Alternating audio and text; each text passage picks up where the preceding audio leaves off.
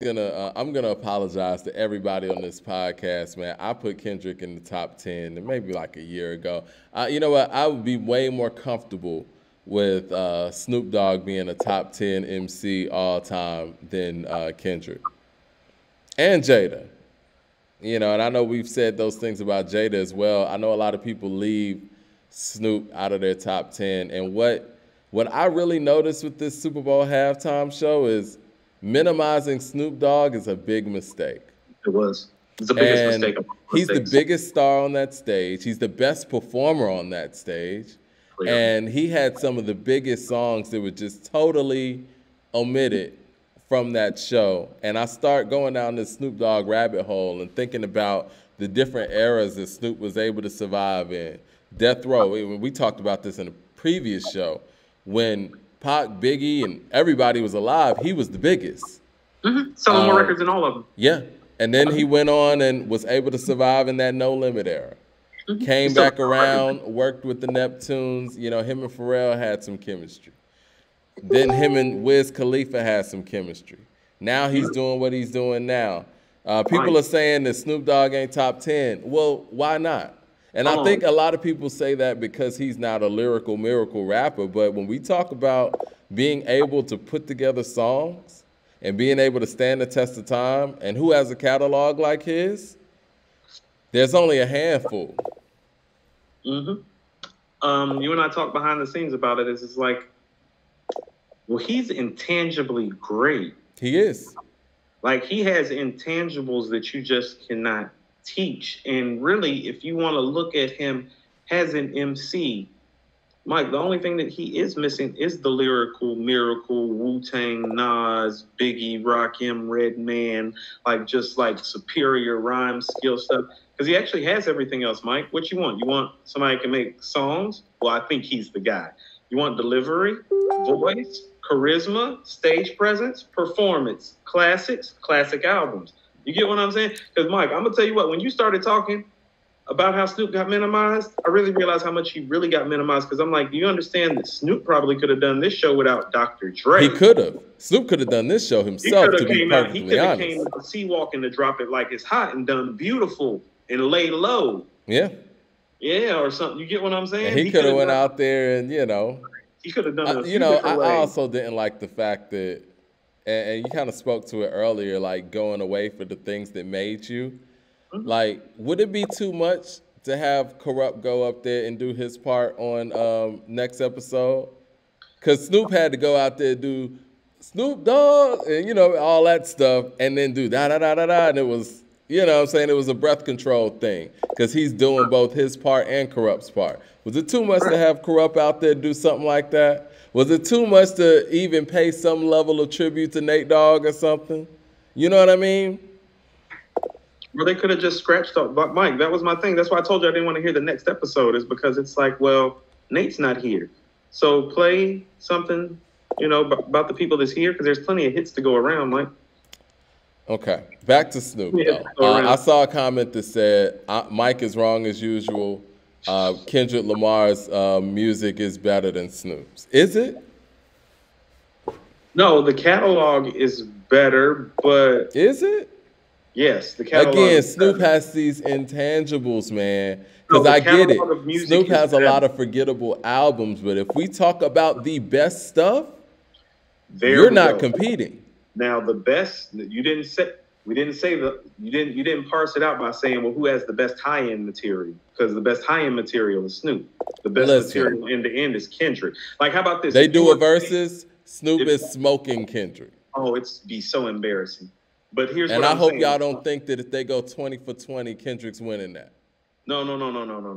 How about this? If you go 100 songs deep, Kendrick got them. But them first 20, do we 30, got 100 songs? Yeah, we got about 100. That's what I'm saying. We got 100? Yeah, we got about 100 Kendrick songs. I don't know, man. Yeah, I do. Yeah. Because all his projects are going to give you about 13 to 16 actual songs. And he's made 4 or 5 of them. Yeah, so if you do the math, you do outtakes. Yeah. He's got about 100. I don't know if he beats. I don't know if he beats Snoop in that 100 run, man. Because if we start talking about Snoop's 100 best, we're having a different conversation too. So the songs are going to be better from Snoop's side on that first 50, but the MCing is going to have to come into play at some point, and the ability to compose different variety of songs on different multitudes of levels is where I say Kendrick's catalog is better. But he don't have nothing fucking with what's on the Doggy Style or the Chronic. Like nothing. I don't think his catalog's better. No, I mean, Mike, you can't say that, Mike, because when you line up Kendrick's catalog, we can go Section 80, Good Kid, Mad City, To Pimp a Butterfly. Damn, you can't line Snoop's best 4 albums up. Album for album, yes, I will agree with that. That's but what I'm saying. We're talking song for song, okay. Because there's two different conversations here. You got album catalog and you got song catalog. Because as dope as I think Kendrick's albums are, a lot of his songs are forgettable. And you have spoken to that when we talk about To Pimp a Butterfly. No, you might have a point. Snoop is such a bigger charismatic star and personality, so the records are just more enjoyable. I don't know and how like much Sophia said, Snoop's features. So, like, here's what I mean. So, how about this? Remember, Can I Get a Flick with You? Mm-hmm. I love that record. I love Can I Get a Flick with You. Mike, I'd rather hear Can I Get a Flick with You over how much $1 costs, but I know it's not a better record. You feel what I'm saying? And so Snoop's going to win that over Kendrick all the time, but the record's not necessarily better. You feel me? No, if we sit here and pull in the features too, features are appropriate for Kendrick. That's why I'm just saying just them as their songs, because we pulling Snoop's features into it. Because here's what I'm saying. I'm treating Snoop like he wrote the Chronic, like he can use those records. Again, even if we don't do that. No, we can do that. Snoop's intangibles, when you talk about the features and stuff like that, like nobody really stands with him when it comes to that. And we don't give Snoop enough credit, and I think it is because he's not one of those guys that, you know, is all lyrical miracle with his. But the fact that I think we've disrespected Snoop when we talk top 10 Kendrick conversation and we talk top 10 Eminem conversation, and Snoop Dogg's not a part of that. He definitely didn't make the Chronic or Doggy Style. He did. Because in my personal opinion, I get it. You know, Marshall Mathers puts a lot of words together and shit, but when it comes to who is the better MC and we put everything together, Eminem's not even on the same page as Snoop. Do you remember when I was saying we really need to do like the category list and finish it up and really do rankings and everybody? So Snoop is one of those people. Because of all the things that he does in totality, he's going to shoot higher up than some people than you think.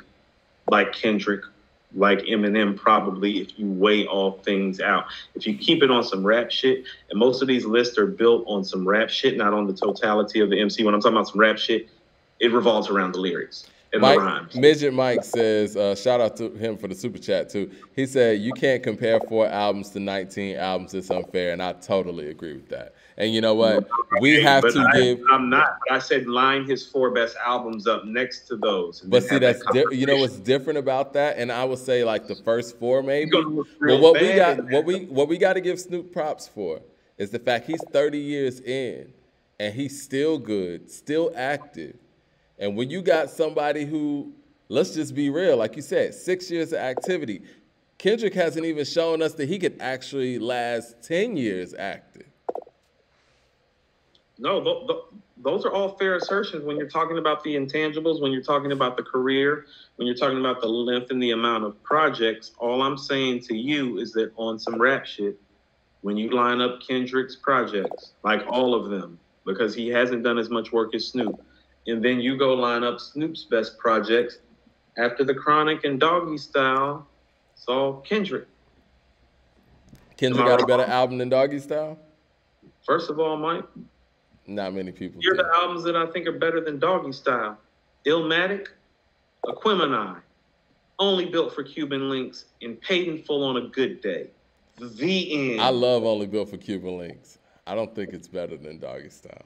I do, but that has to do with the rhyming aspect of it. It's one of the most lyrical hip-hop albums of all time. I think it might be the most lyrical album ever. Possibly, yes. But I don't And think it's better than Doggy Style. so when something is arguably the primo of something that's ever been in this culture, I'm going to give that slight edge over Doggy Style. We talking. Well, I think Doggy Style is probably the best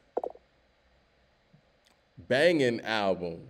Like when you talk about banger for banger, Yeah, it's banger the for best. banger. It's the best crossover, real hardcore hip hop album ever, It's the most bar enjoyable none. hip-hop album ever. It's the most enjoyable rap record from beginning to end. That's what it is. So it Brian doesn't with have, us says, Mike D, you really said that Snoop is a better MC over Eminem. Oh my God, you surprise me every time. So you're telling me, all right, listen, what is an MC?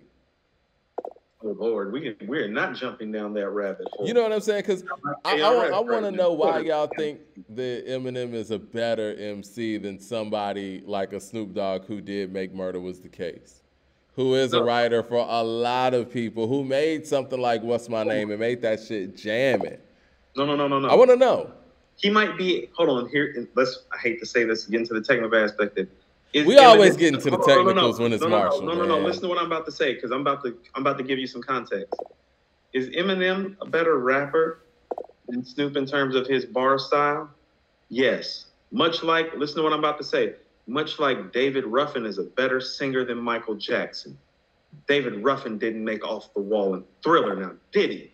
Just like Eminem is technically a better bar MC than Snoop. But who made the Chronic and Doggy Style? You see where I'm going, Mike? Just because he's technically better. No, just because he's technically better at it doesn't make him better at it live. Like David Ruffin can sing Michael Jackson under the table. You think David Ruffin was ever going to make something like Off the Wall or Thriller? Hell no. Let's keep it in the crew, and I love long enough to right. Let's keep it in the crew, and I love Corrupt. Corrupt probably could out rap Snoop, but is he a better MC than Snoop? No.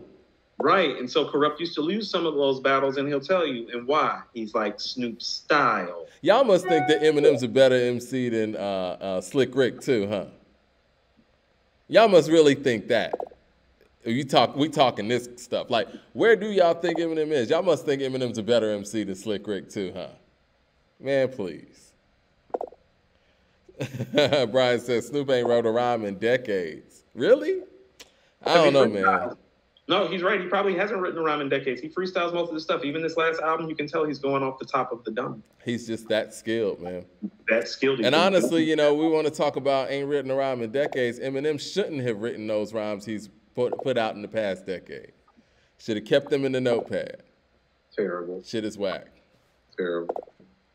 Eminem hadn't had a banging album since 2002. Let's just keep it a buck, people. We do not want... I get it, man. We've been such fans of people for so long that we don't want to admit the truth. But let's keep it real. Eminem hasn't had a dope album since 2002. 20 years. So to that point, Mike, and we had to talk about all of these guys today, obviously, because the Super Bowl halftime show just occurred, and he obviously was a part of it. But until we get some new music for Eminem, I want to table the Eminem talk right now. Because what's happened is that too many people are thinking that we're using him now about like igniting our viewership, and we don't need to do that. But we can talk about his music when it drops, but also too, it's like, and like I said, Mike, we get on this podcast and 9 times out of 10, we only review a product if the product is good and we can big up the artist, unless the artist's stature is just too large to ignore.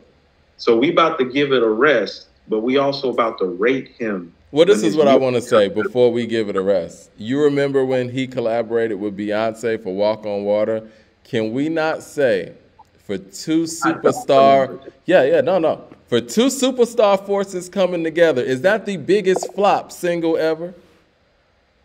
Mike, I don't know what year it happened. I forgot it occurred to you said something. Of course. They want you to forget. Beyonce and Eminem actually have a song together at the height of their popularity, and it was a dud. Let's just keep it real. Those type of things ain't happen to Snoop. Snoop can still give you bangers. It is what it is. And Snoop can have some fun with this shit. Let's not sit here and act like Walk on Water didn't happen. Because here's what I also want to do. And a lot of it does have to do with the Eminem conversation we've continuously had. No, it's time for us to chart out that list and give out some actual, yeah. Xavier Logistics says Eminem had a lyric book stolen back in the day. That Get on the understandably airplane. hurt his soul. Yeah, no, he had he lost a whole book of rhymes on an airplane. I remember. Okay, man. I mean, Mike, Mike, you know this. How many books of rhymes have you lost, Mike? I lost the first 6 albums I ever wrote when I moved down here when I was 19. I lost 6 albums worth of material. That's why I'm saying that happens. I don't know. I mean, I've also heard he doesn't write his stuff down. There's like 3 albums worth of material sitting right there. That's why I'm saying it happens. You a writer or not, though. So it's like I get it. It might have hurt his soul, but the soul of a writer is to kind of keep writing. That's why it's like I got. You don't remember what you wrote? I don't know, man. Actually, you want to know what? And that's what another part of it too is like the dope stuff from that stuff that I lost. It's like I remembered pieces of those rhymes, and that became part of me and my cousin's first project together when he moved down here. I remembered a lot of the dope stuff and took pieces of it. It happens. You know what I'm saying? You're a writer. If you're a real writer, you're going to lose stuff. It's going to happen. You know what I'm saying? And like, you know, I remember even on a production level, you know what I'm saying? There'd be certain beats we'd lose the file to, get a corrupted file and all that stuff. It happens. Yeah, or just pick it back up. Won't bounce over to the MIDI, right? You like, ugh. Bagger Jones says that sounds like Nas wrote Snoop's verse on their song. I didn't get that, but hey. No. I know that people calling Nas for hooks now. He's in quite his own. Snoop's calling Nas for hooks. It's supposed to be the other way around. Listen, man, I want to make sure I got everything from my notes, because here are my notes before we get up out of here. Yeah. The sound. This was clearly about Dre. Snoop was the one that was ready for the big lights. I think some people really didn't show up in the big lights. Listen, I got love for 50, and I know everybody's talking about, you know, him hanging upside down or whatever. But he didn't look like he was ready to perform. And I'm not talking about his conditioning or whatever, but it's like he's never been a dynamic performer like that anyway. But even with that being said, it was like, you know, very stiff. That's kind of his thing. But, yeah, it wasn't. Snoop was on another level when it comes to the rest of the performers. My other note was it was well put together, which is a good note. But with some of the rawness of some of those records, it kind of took away from that because it was so polished. Kind of like what we were talking about with the Wu-Tang Triumph being such a polished product. This polished, well choreographed halftime show, for me, just doesn't mix well with some of the grittiness of not only hip-hop, but just those guys in their catalog. Well, here's what we have to understand about what Dr. Dre already did masterfully. He already took this gangsta shit and cleaned it up and made it sound about as clean as it needed to sound. It didn't need to go any further. It didn't need to be dressed up or cleaned up anymore. It didn't need all those cheerleaders out there. You lose something when you do that. And so I'm going to keep on saying this back to that deep cover murder was the case type of vibe. That's the vibe they should have been coming out on, because that's what I'm saying. Dre already cleaned all this stuff up and got it to the masses. It was already clean to the point of 4 million records worth of album sales with The Chronic and 5 million for Doggy Style. It's 9 million record sales in about 18 months. We had never seen anything like it before or since. My other note was the fact that I would have preferred What's My Name from Snoop Dogg performed over In the Club. And that's not because of the song In the Club. I get it. In the Club is a, you know, cult classic, whatever.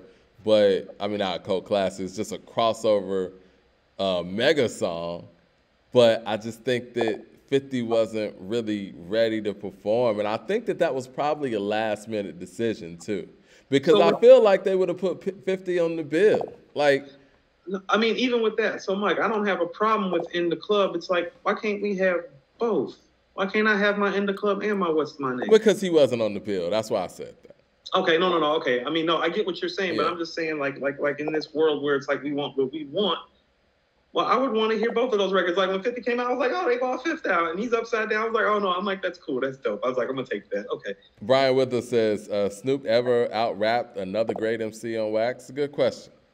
That's what I'm saying. Snoop's different, man. Like you said, it's kind of like some Tom Brady stuff where it's like, does he have the strongest arm? No. You know what I'm saying? Like, is he the most mobile? No. But it's just something there, man. And the product went, he controls the environment, man. Shit is different when he's not involved. You want to know what it is, and this goes to what you say about his collaborations. I don't think he's ever outshined anybody per se on a track the way that you're talking. But he makes the track. But you're going to be hard pressed to find an artist as great as him that other great artists from different spectrums and different viewpoints blend with so well. He's a blending artist. He's not he doesn't do what Jay tries to do on verses like on The Watcher too. Like you're never going to get that out of Snoop. Snoop wants the record to flow. So it's like he doesn't have a problem letting Pac shine. It's not about being out rapping the next person. And honestly, I like his parts on America's Most more than I like Pac's. Now that you mentioned that song. No, Mike. Not when he going, Mike. I do. So I got a pit named Peagle, she nigga Rena. I got a house on the hill right next to Sheena. Anna. I think I got a black Beamer. My dream is to own a fly casino like Bugsy Siegel and do it all legal and get scooped up by the little homie in the Regal. Come on, man. No, Mike, and I'm going to tell you exactly why. Because Tupac's a writer, and the writer in him came out on that record because he starts off using alliteration to bring his style out. Picture perfect. I paint a perfect picture. Bomb hoochies with precision. My intentions to get with her. Right. Yeah, but Alone is better than everything that Snoop spit on that song. I keep my hand on my gun because they got me on the run, and now I'm waiting in the courtroom, waiting on the outcome. Free Tupac is also on the niggas' mind, and at the same time, see, they trying to take mine. Come on now. I don't know, man. I think they both did great on the record. No, they did great, Mike, but no, Mike. Like, Snoop has memorable parts, and you're right. Pac is a writer. And you could tell Pac was taking it there as a writer, but Snoop was taking it there and like, these are the memorable parts. It's like Club, Blood, Gang Bang. Motherfuck the rest, two of the best from the West Side, and I can make you famous. Niggas been dying for years, so how can they blame us? I live in fear of a felony. I never saw belling knees. Motherfucking G's. If you got it, better flaunt it. Another warrant. Two of America's most wanted. It's Pac, Mike. He's got the whole vibe and the feel of that song. Snoop had to go back and do his shit over. I think they really blended very well. And it's beautiful, Mike. It's one of my favorite, like as far as like rap duo songs. Oh, like Mike, I got that up there with like Life's a Bitch and Brooklyn's Finest. Like it's one of those. Yeah. And like you said, Snoop's not out here trying to out-rap anybody. He's flowing with the song. You remember when he got on that Mariah Carey song, Say Something? He just flowed with that. Who else could do that? No, he'll let Corrupt get shine. Like everybody can get some shine with Snoop because Snoop knows that he's a star and you're still showing up to see Snoop. He's a big part of the record. And so when you're that level of a star, well, how about this? Well, now you want to mention that. I think he out-rapped everybody on Doggy Style. I think on Serial Killer, he out-rapped everybody. I think on If It Ain't No Fun, he out-rapped everybody. Okay. You know what I'm saying? I'm not going to argue with you if you say that, but him as an artist, like as an MC, like he just brings so many things to the table that don't have to do with the lyrical part of MC. And that's why I mean, he's our first like real big superstar. And he knows that. And that's kind of what he brings too. It's like even on a track with Pac, it's like Snoop's kind of like, oh shit, Pac got Snoop on the track with him. That was the thing. Yeah. It was like, oh, Pac and Snoop getting on the record they together. They got busy, like, Pac man. really with Death Row. Like, that was one of the reasons you wanted Pac with Death Row was to get a record with Snoop. You know? But when you talk about that, and I know we're sitting here talking about, you know, him and Pac, like, look at the versatility of somebody like a Snoop. And ask yourself, has Snoop ever sounded bad on a record? You know what I'm saying? Like, he's worked with any and everybody on every level, and he fits. See Murder and Mystical, Mike, sound good with them too. Yeah, he went out there and made 2 No Limit albums, y'all. Come on now. Could Mike, K-Dot do that? There's some joints on there, Mike. Well, he made 3 No Limit albums, but 2 of them was like deep in the No Limit run. Right. And those, like you said, there's some joints on there. Down for My is one of the top 5 songs that come out of the No Limit camp ever. That's Snoop record. I think that song has more legs than any No Limit record that ever came out. It outlasted all of them. You want to know why? Yeah. Because who closes out the record? Yeah. Yeah. You know, one of my other notes was the fact that it kind of gave me vibes, talking about the Super Bowl halftime, it gave me vibes of that Compton album, production-wise. Nah. Where it was kind of like overproduced, like, you know what I'm saying? They're all like it's very theatrical in almost like a Empire type of way, the TV show Empire. It's all overproduced, Mike. That's what I mean about the show. Yeah. The show itself just inherently overproduced. Yeah. And like I said, it wasn't smart for Mary to go with the up-tempo choreographed track and then go to a ballad because she was winded after that. That was part of my notes. Right. I put Kendrick Lamar's performance was corny and needed to be explained. Right. I like this note. I didn't. We talked about this. We didn't, but Eminem's pandering with the kneeling and the gold rope and stuff. We talked about that. Yeah. We talked about the kneeling. Yes, we did. And there was a piano roll where Dre's fingers weren't on the piano and all that stuff. Choreographed sea walking. Oh, and this is the other part. Did you hear like on Still DRE when there was like some skipping going on? What was that? I felt like something skipped right quick. It happened twice. What was that about? Mike, soundstage and lighting again. That's what I'm saying. It's like not all of that is on the performers. It's like when performances go awry on stage, unless you're seeing the performer fall, it's usually not the performer. All right, and before we get out of here, because I know we're almost 2.5 hours in. What did you think about, the reports that Game wasn't too happy about not being involved in this show? I hadn't heard wind of that. Yeah, he posted some things on his Instagram story or whatnot that was like, basically he should be up there. No, I mean, he's been slighted a bunch, and so, this is another slight, because, I mean, he definitely probably is feeling some type of way about having a guy from Queens coming out to perform with his idols. Right. He's a kid from Compton who grew up listening to Dre and Snoop. Who wanted to be there more than him, probably? Nobody. He held the West Coast down, too, man. He held them down, actually, at their weakest point. That's what I think I'm going to remember him for and why I hold him so high. He didn't just hold them down when they were strong. He held them down at a weak point. This is after Ice Cube's prime. This is after Snoop's prime. Pac is gone. I think his back and forth with Jay-Z has probably had something to do with that, maybe, but I don't know. I think that the Game, and I get why Kendrick Lamar was there, because Kendrick was there for the All Right song, right? Like I truly believe if Kendrick didn't have All Right in his arsenal, he might not even been on that stage. I think you're right, actually, Mike. I think they don't ask him to perform if that song's not in his catalog. Yeah. Possibly. I think he deserves to be up there more than Kendrick, and I know I'm probably going to get murdered for this, but I think the Game deserves to be on that stage more than Kendrick did. He embodies West Coast music more. Of course he does. And I don't know, man. Maybe he's too threatening. I mean, we talked about that earlier where it was like, why were all of these acts needed in the first place? But maybe it's because Snoop and Dre would just be too threatening.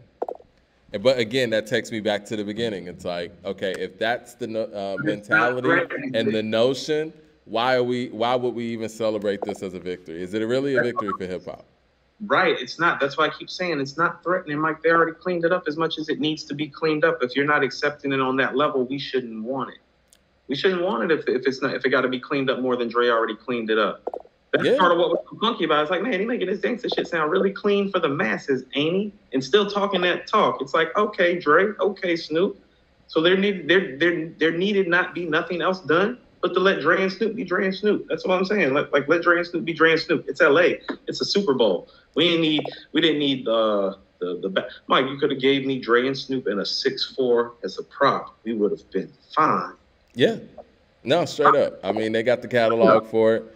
And again, be funky about it. Bring the whole crew out in the 6'4" for everybody performing. Everybody sitting in the car on Lolo till it's their time to perform, and everybody get out the whip or something. Like you can play with it. Right. It makes you feel like, certain people couldn't even get on the damn field. Like I said, Corrupt couldn't get a mic for his part in next episode. Mm-hmm. Exhibit couldn't get in the Lolo or whatever. You know what I'm saying? Exhibit's in the club mention. You know what I mean? I guess those people couldn't even get on the field. Yeah. No, there'll be none of that. Super corporate. I mean, and I know I get it. Ice Cube. But, I know some people were saying they wish Ice Cube could have came out. But, I mean, I get that. Ice Cube's really not part of that movement, per se. Right. You're gonna perform though. Yeah, They yeah, fit in with him because Ice Cube's kind of always been his own man and his own thing. He doesn't fit into that. yeah. Straight up. No, he doesn't. He hasn't fit into any sort of group teamwork format since Straight Outta Compton, and that's been intentional. Yeah, I mean, look, I mean to go back to the beginning, I think that it really should have just been, Dr. Dre and Snoop, Peace to Mary and all that. But this was a hip hop show. Yeah. And I do think that, Mary has so much music over her 30-year career, illustrious career. She shouldn't be minimized to a song and a half. And the fact that, again, Snoop only basically did his verse on the next episode and was asked to move to the side, that was unacceptable. I don't have a problem with Mary being minimized to a song and a half during a Super Bowl show. It's the song selection that I'm going to lay claim with an issue with. Like, because we knew Family Affair was happening because she's lined up with Dre. Give us something that's unique unto Mary. Mary's not here to prop some rapper up. I mean, just truthfully, culturally speaking, Mary has probably impacted people in this culture with her music more than all of the people that she was on stage with last night. And so there should have been an opportunity to let Mary be Mary. I mean, to be honest with you, I was almost certain we were going to get the Benny and the Jets Deep Inside if we were going to get another Mary song. Oh, that would have been good. Perfect. That would have been good. That's perfect for live, and that's perfect for the audience. That's Benny and the Jets by Elton John. Piano, we had a piano right there. Tell me it doesn't play right in. I think that would have been great. All right, well, let me get to Ray Rim's super chat before we get out of here. He said, are you brothers going to set an established broadcast schedule? I never know when you're going live to the day of. This is high-level content. Appreciate that. Appreciate the love. Yeah, we go live on Wednesdays and Fridays. Let's say 4 o'clock.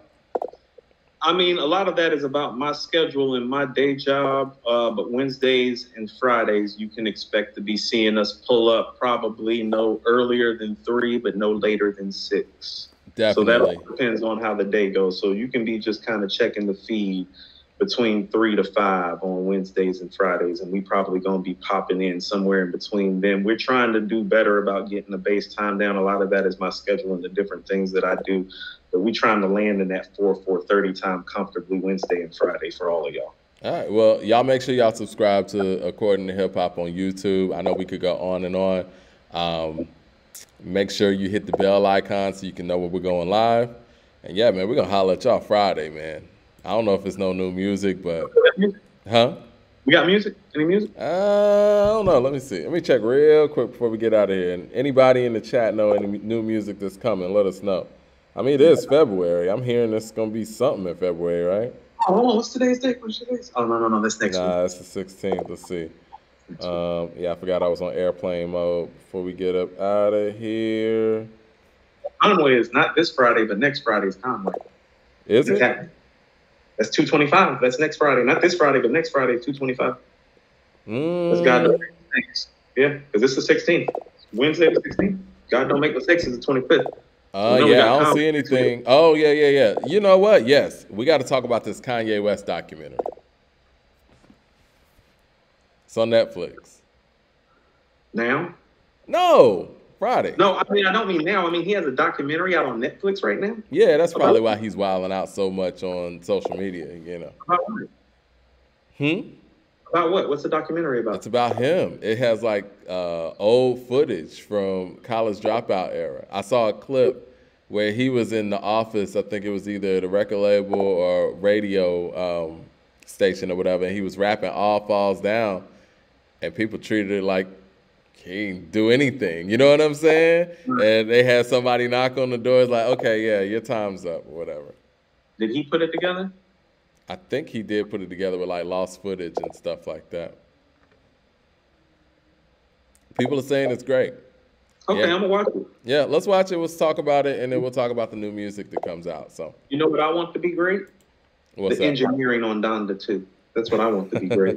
Oh, that's coming out. Engineering on Donda 2 needs to be great. Yeah, that's what needs to be great. It's cool. Documentary is great. I'm gonna check it out. I might check it out tonight. All right, yeah, I'm gonna check it out tonight too. Yeah, how long is it? It ain't like one of them three. I don't even know. Because it's yay. I don't even know. It's in pieces, but it's classic footage, and I think that Kanye's story is so unique, especially unique to hip hop, And I think it's worth a conversation, man. I mean, I know he's whatever now, but when you think about how he came in the game, it's very, very unique. And it's amazing that he happened to be the first guy to really make a mainstream crossover artist not have to have any type of street credibility in that era. You know what I mean? You want to know what he is, Mike? He's actually like, he's like the first regular special rapper. Exactly. He's the first rapper who's regular that's special. To the point where he used his first name and last name. Ain't no rap name with me. No, this is what I mean. Is that, like, Mike, when the College Dropout came out, I went to 2 years of college. I dropped out. Mike, everybody that knew me wore polo rugbies all the time. The relatability was instant for me. I was like, yeah, I can relate. Dude, even when I saw that clip of him in the radio station rapping to these people who could care less of what he was saying, I related to that. Right. I lived that. Like, when I heard All Falls Down, it's like, no, I am that guy. I live that girl. That's my home girl. Yeah. That's my home girl. I know her. Yeah, like, so. I mean, shoot, y'all heard the music I've posted on our YouTube channel. Right. I get that. You know what I'm saying? And Spaceship, where he's talking about, if my manager insults me again, I will be assaulting him. Who was talking like that? Talking like that. That was like, rappers were always. I remember being on the back dock of Dave and Buster's being like. Right. Yeah. He was talking about real life and real relatability, and the fact that. And I think the only reason why he was able to do that is because he was such a talented producer and was able to sneak in the game. He didn't have to go out there and prove himself as a rapper where people could say, oh, no, that's not going to work. By the time he got to position, it was all on the fans then. He was like, I'm going to do what I do. Right. But no, Mike, he came in doing what he did. She got a dark-skinned friend, look like Michael Jackson got a light skin. K. Davis says, and this is true, says Tupac used his first and last name, but he did and didn't. He put the number 2 and he put Pac. So it was a rap name infused with his real name, sort of like Eminem in that way too. But this man used his government first and last. Right. We call him Tupac Shakur because we feel so close and acquainted to him. His rap name is Tupac with 2. Yeah. T-A-P. Right. Mm-hmm. All right, man. We're going to check this out, man. And I'm going to talk to y'all. I'm going to talk to you on Friday. And yes, sir. Great show. All the time.